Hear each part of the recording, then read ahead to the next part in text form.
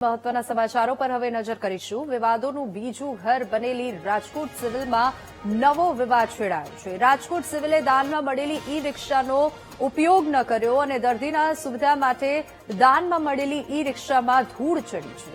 ઈ રિક્ષા ચાલુ કરવા અનેક રજૂઆત થવા છતાં ઉપયોગ ન થયો અને સિવિલના એક વોર્ડથી બીજા વોર્ડમાં દર્દીને લઈ જવા માટે દાનમાં મળી છે ઈ રિક્ષા। તો સિવિલ પ્રશાસને ઈ રિક્ષાનો ઉપયોગ કેમ ન કર્યો તે સૌથી મોટો સવાલ અહીંયા ઉભો થાય છે।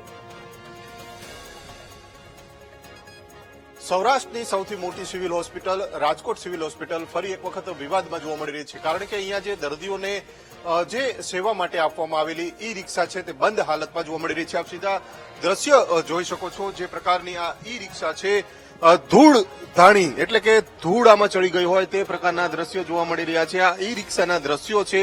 નવી ઈ રિક્ષા છે તે દાતાઓ દ્વારા દર્દીઓની સેવા માટે ફાળવવામાં આવી હતી, પરંતુ જે પ્રમાણેના દ્રશ્યો જોવા મળી રહ્યા છે તેને લઈને સિવિલ હોસ્પિટલ તંત્રની કામગીરી ઉપર સવાલો છે તે ઉભા થઈ રહ્યા છે। આપ સીધા જે પ્રકારના દ્રશ્યો જોઈ શકો છો કે આ રિક્ષાનો ઉપયોગ પીડીયુ હોસ્પિટલ રાજકોટ કેમ્પસ માટે દર્દીઓને જે અંદર ટ્રાન્સફર કરવા માટે એક જગ્યાએથી બીજા વોર્ડમાં લઈ જવા માટે ક્યાંક ને ક્યાંક આપવામાં આવી હતી, પરંતુ આ રિક્ષા છે તે ધૂળ ધાણી જોવા મળી રહી છે। આપ સીધા દ્રશ્ય જોઈ શકો છો, જે પ્રમાણેના જે દ્રશ્ય દેખાય છે કે કેટલી ધૂળ લાગી ગઈ છે। એટલે કે દાતાઓએ જે રિક્ષા આપી છે ઈ રિક્ષા આપી છે દર્દીઓની સેવા માટે। દર્દીઓ છે તે અહીંયા મોટા પ્રમાણમાં આવતા હોય છે અને સારવાર લેતા હોય છે, કારણ કે સૌરાષ્ટ્રની સૌથી મોટી આ હોસ્પિટલ છે અને ત્યાં જ આ પ્રકારના દ્રશ્યો જોવા મળી રહ્યા છે કે જે ઈ રિક્ષા છે તેમાં આ પ્રકારે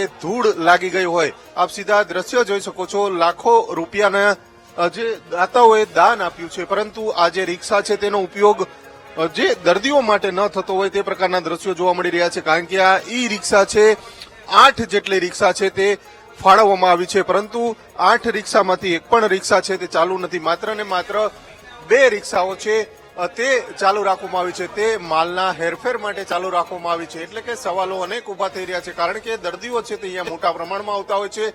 એક વોર્ડમાંથી બીજા વોર્ડમાં તેમને લઈ જવા માટે આ ઈ રિક્ષા દાનમાં આપવામાં આવી હતી। રાજકોટ સિવિલ હોસ્પિટલ મોટી સિવિલ હોસ્પિટલ છે, એટલે કે એક વોર્ડથી બીજા વોર્ડમાં દર્દીઓ જે ગંભીર પ્રકારના દર્દીઓ હોય છે તેમને લઈ જવામાં ખૂબ જ તકલીફો પડતી હોય છે, કારણ કે રોડ રસ્તાની જે અભાવ પણ જોવા મળતો હોય છે, અને એવામાં જ ક્યાંક ને ક્યાંક આ પ્રકારના દ્રશ્યો છે તે સામે આવ્યા છે। તેને જ લઈને સિવિલ હોસ્પિટલ તંત્રની કામગીરીને લઈને અનેક સવાલો છે તે હાલ તો ઉભા થઈ રહ્યા છે।